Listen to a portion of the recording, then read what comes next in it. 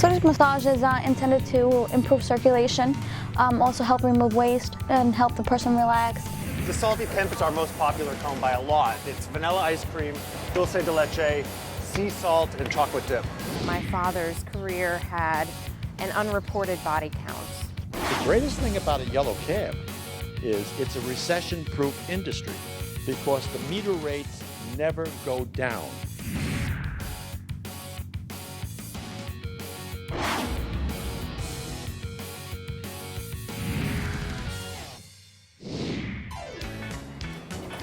Welcome to Study with the Best, the magazine show about CUNY. I'm Duane. Today, a special treat. We're taking a look back at our inquisitive, irresistible, irrepressible correspondent, Barry Mitchell. Oh God, is that all? Now, Barry has been covering CUNY with his particular brand of wit and curiosity. You don't have to travel to Venice for vistas that boost your morale. There's romance and sometimes raw sewage on Brooklyn's Gowanus Canal. And now, without further ado, the hardest working man in non-commercial educational cable television. Hi, I'm Barry Mitchell, getting some hands-on experience at the Queensborough Community College Massage Therapy Clinic. Hey, we're at Queensborough Community College looking for stressed out students who might like to take advantage of a free massage. How'd you like to get a free massage right now? I would love to. You would love to? We're going to give you a free massage to get rid of the stress of all that backpack. Look, turn around, show everyone.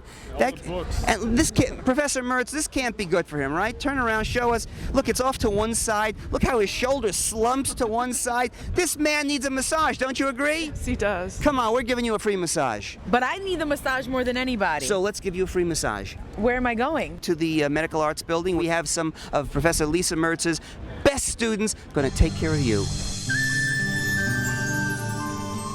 Is the pressure okay?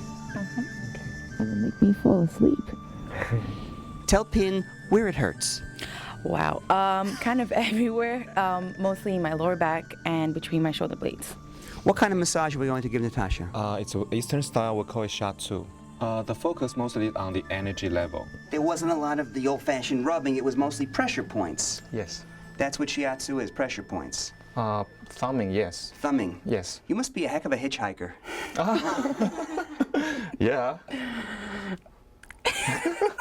I'm Dr. Lisa Mertz. I'm the program coordinator in the massage therapy program here at Queensborough. This program is about 2.5 years old, so it's very new. Our massage program is the only massage program in the CUNY system. It's a 2-year program. The students achieve an Associate of Applied Science degree at the end. Traditionally, second and third career people have come into massage therapy.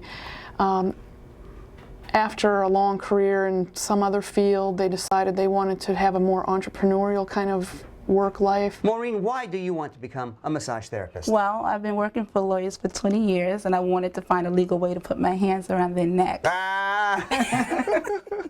A client has a subluxation.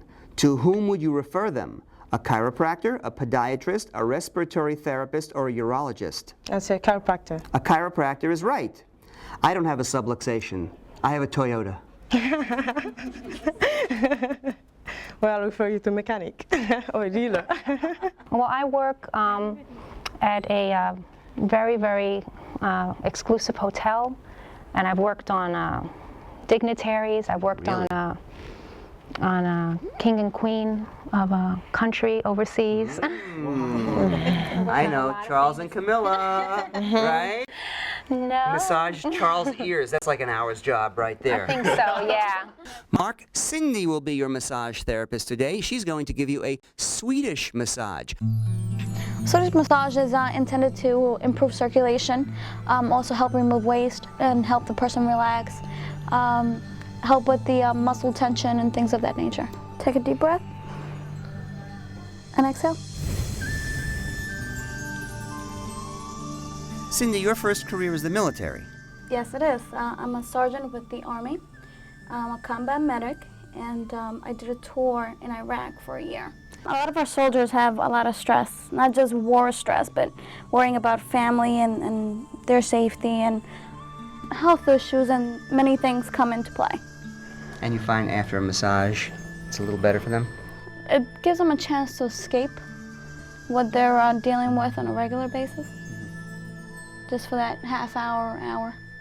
I already have a few offers in a chiropractic office and a medical doctor's office, medical office. And you haven't even graduated yet? No. This sounds exciting. Yes. I'm going to go into the infant massage. Really? Yes, Infant massage? Yes, because I want to educate teenage parents on how to give positive touch to their children. Do infants need massage? Absolutely. From preemies to toddlers to 5-year-olds. My intention is to first get a job at a spa, get some more hands-on experience, and then eventually put my own business and try to make massage a little more affordable for the average Joe. Average G.I. Joe. That too. This clinic is open to the public. It's open to the public, and we charge $35 for a 1-hour massage. That could be a Swedish massage or shiatsu, or it could be a combination we call East meets West. A combination platter. Yeah. And the award for Best Massage Therapy Program anywhere at CUNY goes to Queensborough Community College and Dr. Lisa Mertz. Yay! There's your award. What do you have to say? I couldn't have done it without my wonderful students. Let's hear it for Dr. Mertz. Barry Mitchell for Study Was the Best.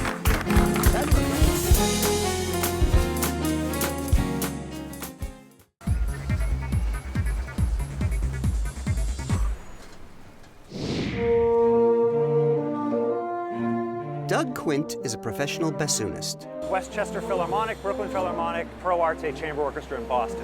And while studying for his doctorate at the CUNY Grad Center, little did he know he'd go from making sweet music to making... The Salty Pimp is our most popular cone by a lot. It's vanilla ice cream, dulce de leche, sea salt, and chocolate dip. With a little bit of caramel. It's good. It's really good. Doug, you see, is the owner of the wildly successful... Big Gay Ice Cream. You know I dream. Big Gay Ice Cream. The lines are always down the block, and I can never come. My favorite's anything with the sea salt, and she loves the red Merlin. The strange thing is, for the first summer, everyone just looked at it and laughed. Now it's even stranger because they look at it and recognize it from TV. A few years ago, Doug was a freelance musician and student. And when I was finishing the comprehensive exams, I thought, instead of traveling this summer and running around to summer festivals, I will just stay in New York and do some strange, completely unrelated to music job. That's when a Juilliard friend offered him a chance to be an ice cream man. What could be weirder than driving an ice cream truck? But he loved it. And because many orchestras were scaling back their performing schedules, in 2009 he bought his own used ice cream truck. Many swirls of vanilla and chocolate later, Doug found his niche, specialty toppings. This one is elderflower syrup. In addition to vanilla ice cream with chocolate sprinkles, you can get vanilla ice cream with wasabi pea dust on it. Who comes up with these concoctions? My boyfriend and I, sort of 50-50. Doug's outgoing personality and masterful use of social media factor into his success. We had no idea that food trucks would be such a huge cultural phenomenon right now. That was just lucky timing. The birth of Twitter coinciding with the truck, and the fact that my sense of humor comes across well on Twitter. Today I tweeted, I'm going to be at Union Square from 2 to 5, moving uptown, and then I tweeted a line from the Daniel Day-Lewis movie. I drink your milkshake! And his empire is expanding. Doug and boyfriend Brian Petroff have recently added the Big Gay Ice Cream Shop on 7th Street between 1st Avenue and Avenue A. It's really interesting that CUNY and this whole thing intersected the way they did because, I have a book contract now. We're working on Big Gay Ice Cream book, and I wouldn't have been able to do that without the study skills I picked up working on my doctorate. And will Doug ever return to classical music? I think my life has divided itself in half, the bassoon half and the ice cream truck half. And I'm sure they'll find a way to coexist, but right now, my head is split down the center. Banana split down the center. Gay Ice Cream. Barry Mitchell, Study with the Best.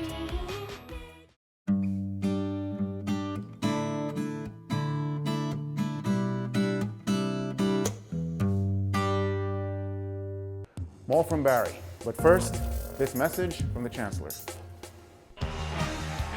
Hi, I'm Chancellor Matthew Goldstein, pleased to present CUNY's 2011 Student All-Star Team. In the infield, Barium Goldwater Scholar Mark Barriman, National Science Foundation Fellows Lena Mercedes Gonzalez and Arthur Jacob Parzignot, and Truman Scholar Gareth Rhodes. In the outfield, National Science Foundation Scholar Ryan Jaipal, Barium Goldwater Scholar Celine Joiry, and Fulbright Grant recipient Miguel Guzman. Behind home plate, Truman Scholar Iodella Oti. On the pitcher's mound, Rhodes Scholar Zujasha Takir. In the bullpen, Joseph Camarada, Barium Goldwater Scholar, and Funleo Easterwood, Fulbright Hayes Grant recipient. And designated hitters, Math for America Fellows Gian Liu and Anne-Marie Alcocer. CUNY All-Stars, like the Yankees, our hometown champions.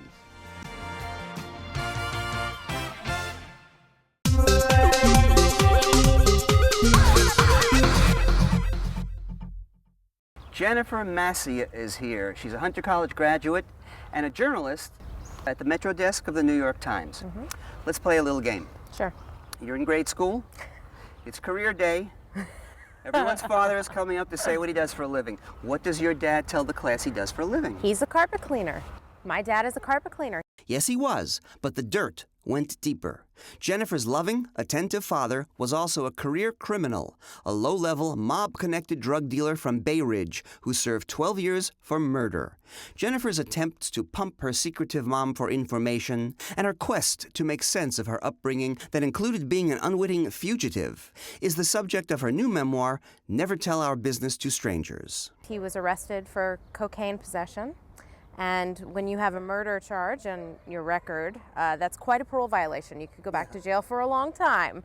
So he took my mother and me, I was an infant, and we ran across the country, and we were fugitives for 5 years. Then one day in 1982, the feds came knocking. When I was 5, I saw him get arrested in front of me. I knew it had to be bad. And after Dad does another 8 months in the slammer, one day Dad just walks in the front door and their suburban Southern California lifestyle continues. I was a normal kid. I went to cheerleading practice, you know, I was in the drama club, and I had dinner with my parents every night. And my father went to my plays, and he read everything I wrote for the school newspaper.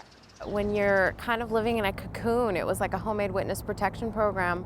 And you're taught not to trust anyone outside of it. Even now, I still think of them as soulmates, the people who understood me the best. You know, we were buffeted by forces, is the impression I get from my childhood, and the three of us were kind of forming a force field. And we turn to each other in times of crisis. We're gonna make it, we're gonna be okay. They've both passed now. My father 9 years ago, my mother in 2006. I decided to write the book after my mother died. She was on her deathbed, and she admitted to me the last part of the story, which is that my father's career had an unreported body count, that before we went on the lam, he was dealing drugs, and one of the byproducts of his job, my mother said, was to bump off people who double-crossed him or owed him money.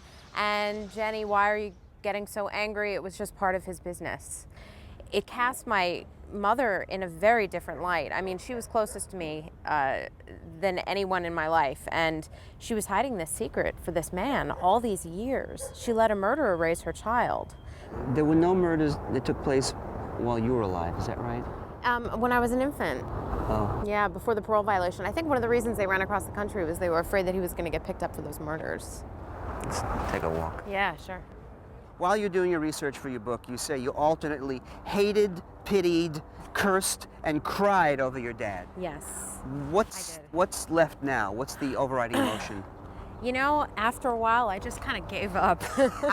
After a while, I just said, you know what, at the end of the day, I'm really most upset over the fact that he died. I never, ever discussed my father's prison record with him, and, you know, in a way, it's a missed opportunity, but mostly, I just miss him. Same thing with your mom? Yes. I would come to my mother with everything instead of a friend. My friends didn't find out about this until years later. I kept it bottled inside because you don't tell your business to strangers. They're not your blood. A great deal of your book is spent describing in minute detail your parents struggled with terminal cancer, and it's tough to read. I'm sure it was tough to write. Why go into that much detail? I find that people really shy away from talking about end-of-life issues, and I wanted to, you know, being the first of my friends to go through this, losing both parents, I kind of wanted to let everyone know what it's like. My friends, you know, my loved ones have said I had to put the book down for a little while because it's tough stuff. Talk about the significance of this park. We're in Carl Schurz Park on the Upper East Side of Manhattan. Yeah. After my father died, I'd been living in East Harlem for about a year when he passed away, and every time I was grief-stricken, I would come here. Then I took to running in the park, and that gave me a feeling of well-being, and that was the way I pounded out my grief, coming to this park and running every night. They were lifelong New Yorkers, except for the 15 years we lived in California. And, you know, eventually I scattered my parents' ashes off the side here into the East River. I didn't need their ashes now. I could carry our history with me. I studied my hands, which resembled my mother's more every day, and understood that I was part of them. I could be their memorial. I had to let them go. I'll never forget you, I whispered to the river as I reached back and threw the whole jar into the black carpet of water. But there's a happy ending. Although Jennifer was an only child, her dad had children from his first marriage. And though her father avoided them when Jennifer was growing up, I decided when he passed away that I wasn't going to be like that. You know, I wasn't going to let what he felt cost my relationships with my siblings. And even though they're old enough to be my aunts and uncles, we're still close, and their kids are in their 20s, so there's like a 10-year age difference there, so it's not too bad. And they live in Florida. And, you know, when it's freezing here, it's nice to step off a plane where it's 80 degrees there. and the book is called Never Tell Our Business to Strangers by Jennifer Massia, published by Villard. And you're watching Study with the Best. Thanks so much. Thank you.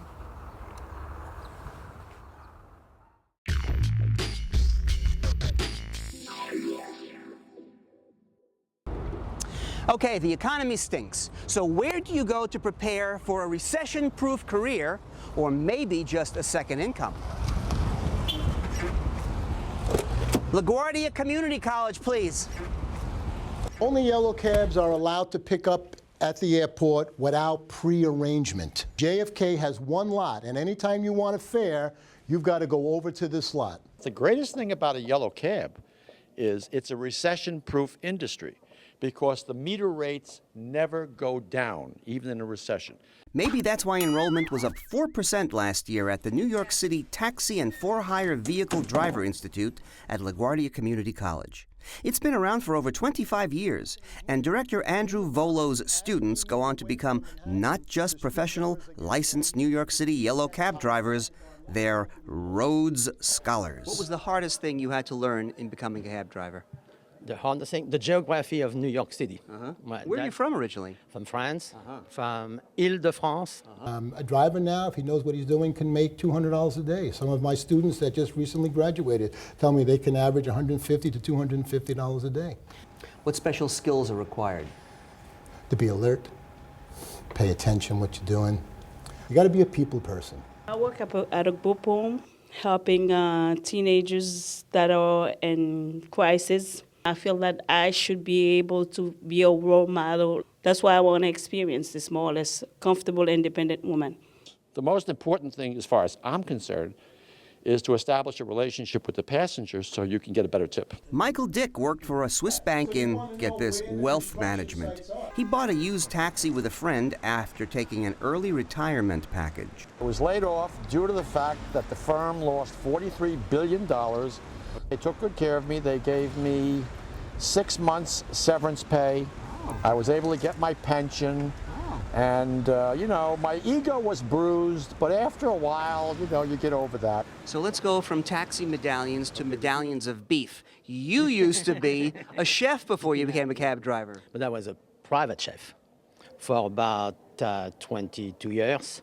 And why did you give up being a chef? Well, it's a long hours on my legs. So as a taxi cab driver, I can sit in a cab. A cab driver's flexible hours makes it the perfect part-time job for a college student scrambling for tuition and textbook money, like 19-year-old Evan Arafat. Taxi driving is my first step to being towards my major career, which is pharmacy. So you're actually driving yourself to your career. Yeah, that's a good way to put it. Yeah, actually. I'm driving in the fast lane to my career. And Roberto dos Santos is from Brazil. He wants to drive a taxi to support himself in between Broadway auditions. I just finished the show, The Lion King. I used to be a dancer. You were a dancer in The Lion King? That's wonderful. The Lion King on tour, like for 4 years and a half. Which is you? This one. Oh, there with the arrow, with the white arrow. Yeah, because... Let's look at this one. Okay, show us you. There you are. Oh, you're with Oprah. Yes, when I was doing on tour with The Lion King, we have an interview in Chicago. Driving is just not about going out there looking for fares. No. You know, there's some critical thinking. It's about understanding the city, how to navigate from one point to another so you don't get stuck in traffic. Volo drove a cab for 15 years. That's how he put himself through Queens College. Still drives on Sundays. And because he understands the mental and physical stress of the job, Andrews transformed himself into the holistic hack. He even teaches a course in taxi yoga. I do Tai Chi, meditation, yoga, Feldenkrais. Out and then in again. And then alternate. In or out. And let's end our ride with a few words from LaGuardia Community College President Dr. Gail Mello, who has her own taxi cab confession. Dr. Mello tells of a particular LaGuardia student who was a taxi striver. He was just a taxi driver, which you know is a pretty good living here in New York City, but he had higher aspirations. And so he came from the taxi school to the credit program, graduated from LaGuardia, went on to Baruch, went on to get his bachelor's and now his MBA, and sat for his ability to be an accountant, his CPA exam.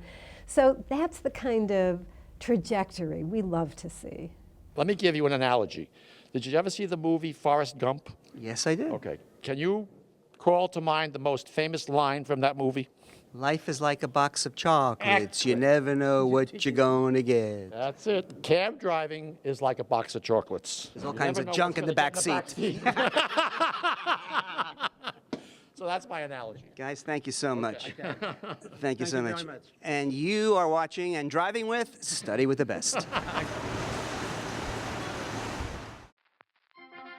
Great moments in CUNY history. Hunter College, located on Lexington Avenue between 68th and 69th Streets, was originally for women only. An 1870 offshoot of Female Normal High School, it existed to train teachers, one of the few careers open to women at the time. Its Manhattan location began enrolling men in 1964. Hunter College, founded by Irish immigrant Thomas Hunter, one of the most colorful and diverse colleges in the CUNY system.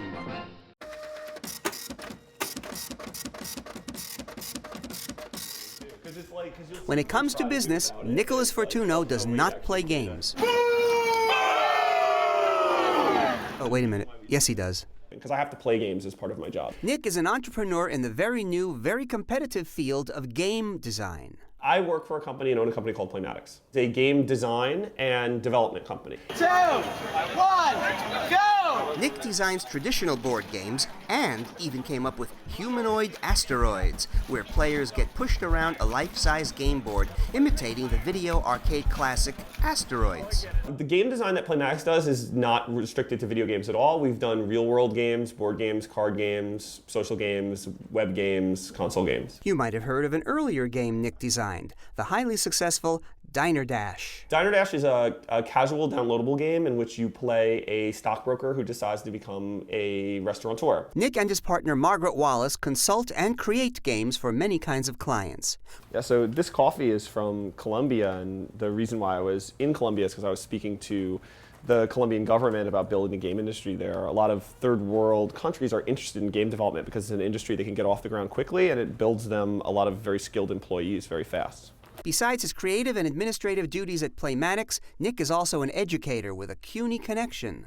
I went to Hunter for several years, and I also taught at Bronx Community College, English, and I taught literature. I teach at Parsons New School of Design, and I teach game design and interactive narrative. And Nick is a student himself at Hunter College. I'm completing my master's right now. My skill, game design, only very recently became something that was a viable career for people right out of college. When I was growing up, nobody became game designers. And there was actually a famous quote in a magazine that there were more professional astronauts in NASA than there were professional game designers. And so despite the fact that I had been designing games my whole childhood, I didn't expect that to be a job. I think the first thing to running a business is having passion for the thing your business is about, right? Because your business is going to be your whole life. So if you don't care about the thing you're doing and have skill at the thing you're doing, then it's going to be a miserable experience and you won't succeed. And to Nick Fortuno, the business world is the biggest game board of all. Recognize that when you create, you invoke chaos. Business is chaos, and if you ride that, I mean, there's risk and reward, and businesses fail, but businesses succeed. And it's not always easy to predict which one is which, but if you're just willing to ride the ride for a while, you could get lucky. Barry Mitchell, study with the best.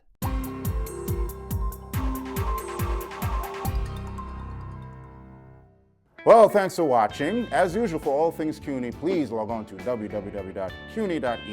Hey, you got a computer? Of course you do. Like us on Facebook or tweet us at CUNY TV. Thanks for watching. Have a good time. Oh, wait, there he is. Hey, Barry! Barry! Hey, finally, I get to do the baseball piece I always wanted to do. We're here in Carroll Gardens. Say hello to Ellie Hanlon, and we're going to talk about the Brooklyn Dodgers. Dredgers, Brooklyn dredgers. We dredge garbage off the Gowanus Canal. I'm Ellie Hanlon, the captain of the Gowanus Dredgers Canoe Club. We're putting your umbilical cord back in because you still look hungry. And we pull the trigger. And when that happens, you push everything out of the way. A moment of silence, please, for Goldie the goldfish. Okay.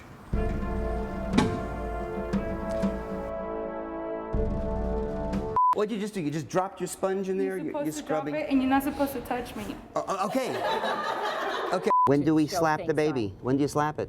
No, you never slap it. You never slap it anymore? No. And the baby at this point would be crying. When I was born, I was so ugly, the doctor slapped my mother. Then I went to work for Disney, and from there they get me back. So I've been teaching for 5 years in the college. Wait a minute, you worked for Disney and you're cutting venison? Bambi!